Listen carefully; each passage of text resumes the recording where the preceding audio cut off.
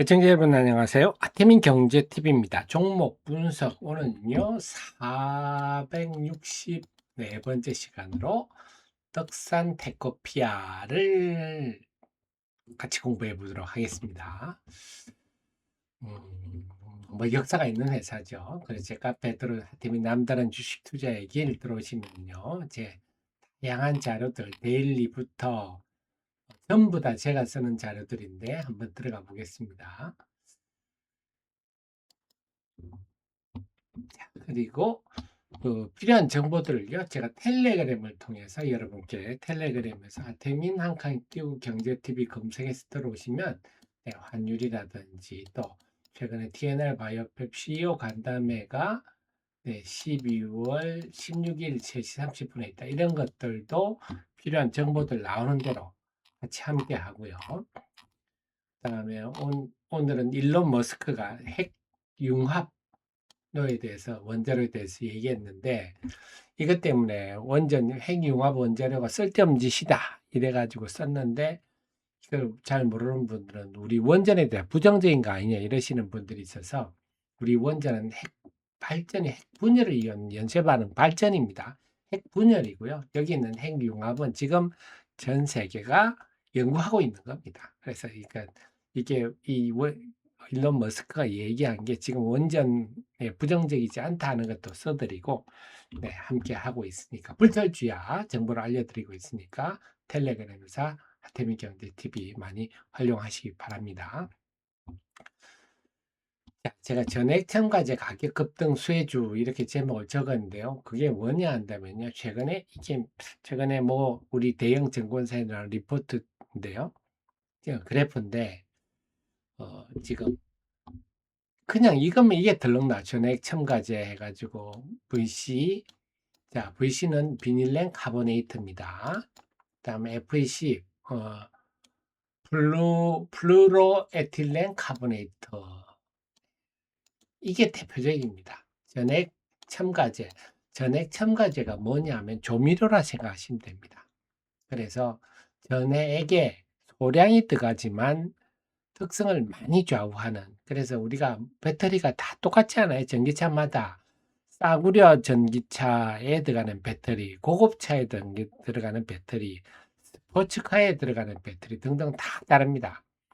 그 배터리마다 특성을 네, 각자 첨가제가 다 다릅니다. 이게 사실은 배터리 회사들의 핵심 노하우라고도 볼 수가 있어요. 그 중에서 그게 첨가제가 수십 종인데 그 중에서 대표적인 게 VC, VC. 이거 일본이 꽉 쥐고 있죠. 일본의 센트럴 글라스가 특허를 꽉 쥐고 있는데 이 가격이 지금 급등을 하고 있습니다. 그래서 진입장벽이 높아서 쉽게 물량을 늘릴 수가 없습니다.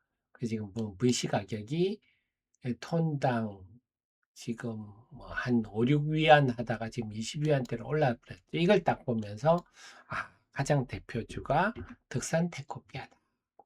그래서 전액 첨가제는 덕산 테코피아가 2023년에 공장을 완공해서 500억을 투입해서 이것도 기술은요 SK 이노베이션에서 그래서 주로 이런 기술은요 저 스스로도 개발하겠지만 이 크게 본다면 기술 개발 쪽은 SK 이노베이션 쪽에서 크게 역할을 하고 그 양산 시설을 갖추는 거는 덕산 테코피아고 뭐 이렇게 분업화되지 않았나 싶은데 어쨌거나 이거를 국내 유일하게 생산하고 있지 않나 싶은데요. 물론 국내 다른 첨가제 회사들도 조금 있습니다만 이렇게 대규모로 하는 집은 이 집이다. 네, 그래서 전액 첨가제 사업의 번개도에 오르고 있고 원래 이 회사는요 반도체 세제 중에 제일 대표적인 게 헥사클로로 디실란입니다. 이게 주로 어디 쓰이냐 낸드 공정에 많이 들어갑니다. 낸드라는 게 지금은 300단까지 올리잖아요. 300단 올릴 때 그 중간에 기둥 역할을 하는 게 헥사클로로 디실란입니다. 그러니까 단이 올라갈수록 사용량이 많아지겠죠. 그래서 이걸 국내에서는 어, 덕산 테코피아하고 DNF 두 회사가 공급하는데 덕산 테코피아가 삼성전자의 점유율이 60%다. 지금 랜드 쪽에 업황이 좋지 않습니까? 당연히 낸드도 또 고단화되고 있고요. 그래서 예, 점유율이 높아질 수 있다. 또 중국의 지금 규제가 일본에서 규제를 많이 하다 보니까 중국 향도 기대할 게 좀 많아지지 않나 싶습니다. 그래서 지금 뭐냐? 본업이라 할 수 있는 반도체 소재 잘 되고 있습니다. 업황이 좋죠. 그 다음 제가 이런 거 썼는데요. 이 굉장히 들어가기 힘듭니다. 삼성전자 이럴 때 소재 들어 몇 년, 7, 8년씩 걸립니다. 그래서 소재 산업은 바이오 산업과 똑같아요. 근데 연간 한 2개 이상의 신규 소재를 계속 공급하니까 덕산 테크피아는 참 뭐 근거가 뿌리가 있는 반도체 소재 회사다. 이렇게 봐야 되겠습니다. 여기도 천안에 3공장까지 전공을 했습니다. 본업 반도체 소재 좋고 네, 전액 첨가제 좋습니다. 이게 본업이고요. 그럼 자회사 덕산 일렉테라를 통해서 전해액 산업을 하고 있습니다. 전해액은요, 어떻게 만드는 리튬이온, 여기다가 에폭시 같은 거, 여기다 첨가제, 이렇게 만듭니다. 첨가제는 덕산 데코피아였죠. 리튬이온은 싱가포르의 글로벌 기업으로부터 사옵니다.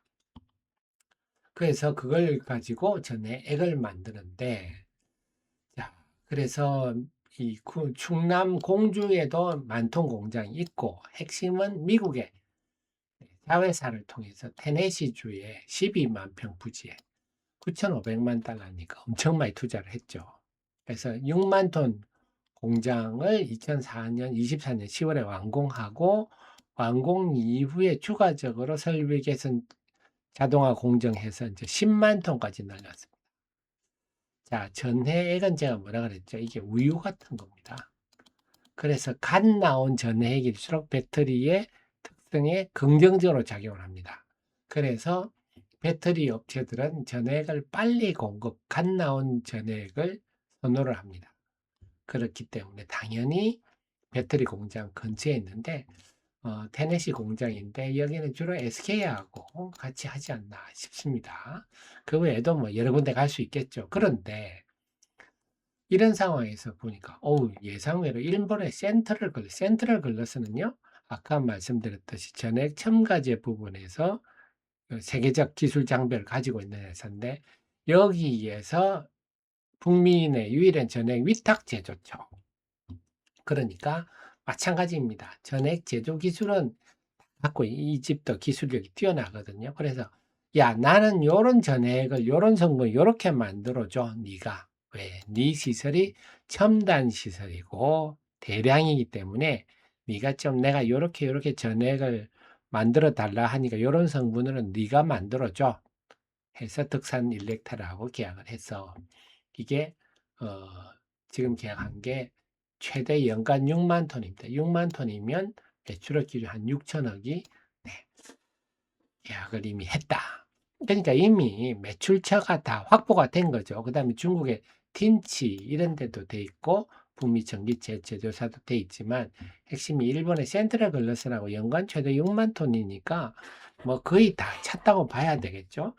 전기차용 에너지 저장 장치용 그렇습니다. 그래서 회사 측에서는 올해 매출이 발생하기 시작해서 2026년은 1,000억, 거의 2027년 더 많이 되겠죠.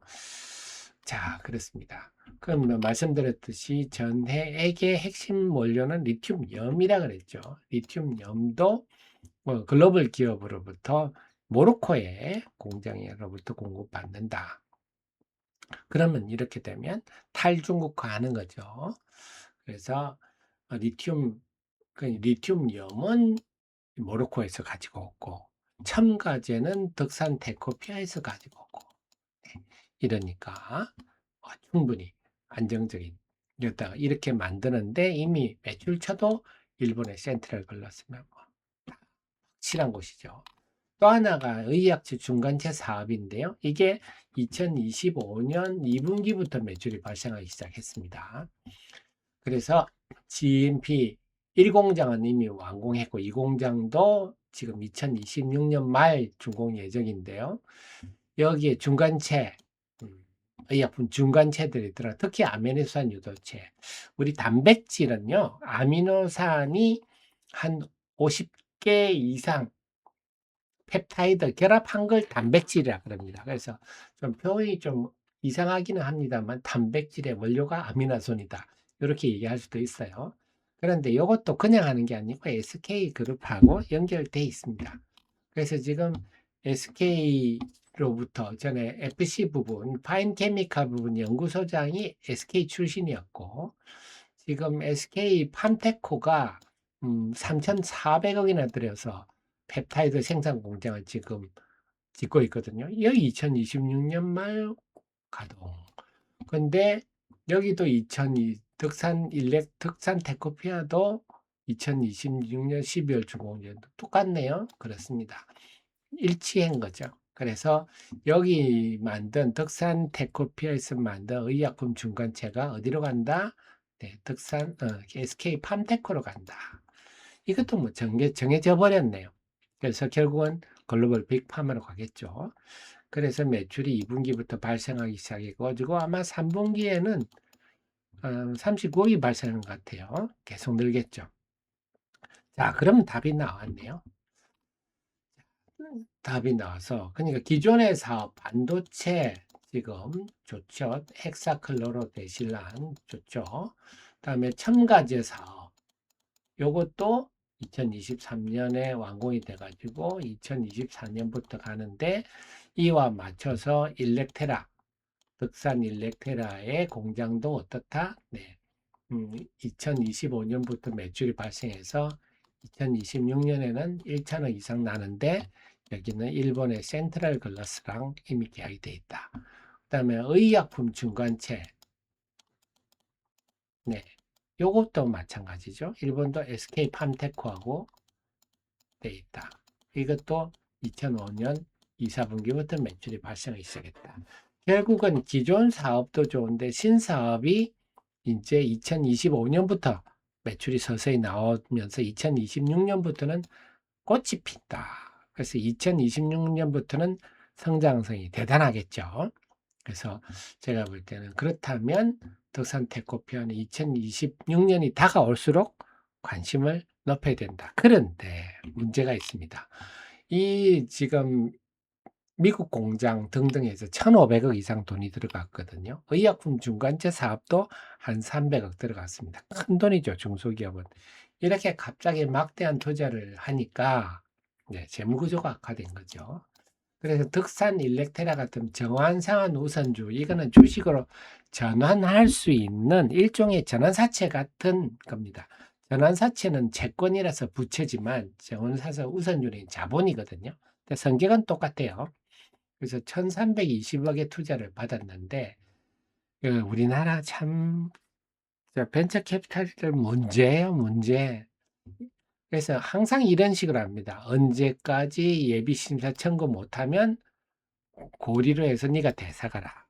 그 언제까지 기업 공개 못하면 또 고리로 대사가라. 그래서 우리나라는 벤처 캐피탈 정말 크게 반성해야 됩니다. 모든 기업이 이런 식이에요. 그래서 여기에 대한 부담이 있죠.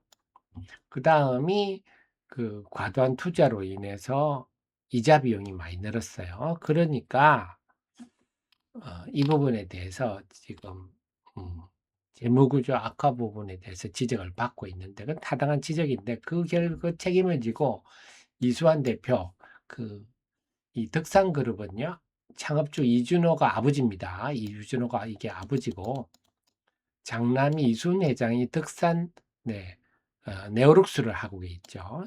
이게 이제 장남입니다. 그 이수환 씨는 차남인데 그래서 이렇게 부일리를 했는데 이렇게 부채가 많이 늘어나니까 아마 아버지가 화를 낸 모양이에요. 야, 너 사업을 하는 거는 좋지만 야, 이렇게 갑자기 빚을 내가 대규모로 투자해서 되겠어? 너 그만 줘라.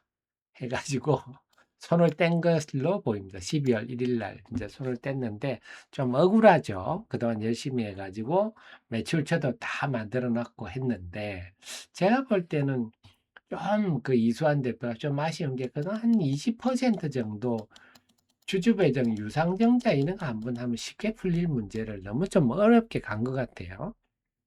그런데 이런 문제가 있지만, 부채가 늘어난 문제가 있지만, 이건 장사가 안 되는 회사가 부채가 늘 때 그게 문제지. 앞서 말씀드렸듯이 이렇게 든든한 매출처가 있으면요. 그 일렉테라 투자자들하고도 좋은 조건으로 또 협상이 가능하고 새로운 투자자 구할 수 있습니다. 저렇게 미국의 그 유일하게 이렇게 참 드물 공장이죠. 6만 톤, 10만 톤이면요. 전해액 공장 10만 톤이면 상당히 큰 편이고 여기에다가 늘리는 건 쉬워요. 그 다음에 탱크만 붙이면 됩니다. 처음에 인허가 받고 그게 시간이 걸리지 탱크만 받고 물량 늘리는 거 쉬워요. 그 다음부터는. 그러니까 전략적 위치도 있고 또 마찬가지로 의약품 중간체도 SK팜테크로 가기 때문에 매출처가 이미 확정돼 있어서 제가 볼 때는 유동성 악화 문제를 지나치게 우리가 표면만 보고 걱정할 필요는 없겠다.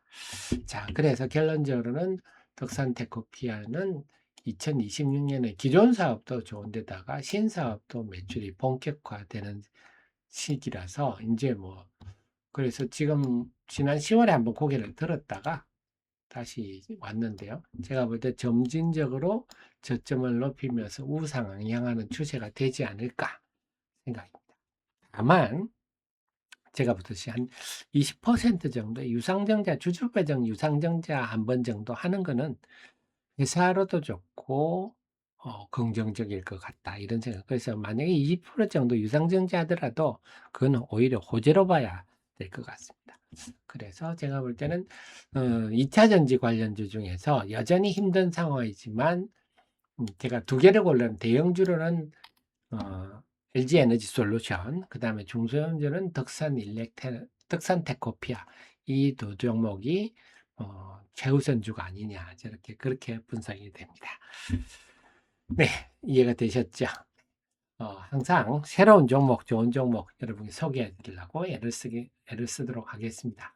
그리고 제 텔레그램 많이 활용하시고요. 늘 최신의 정보를 저랑 함께 해 주시기 바랍니다. 고맙습니다.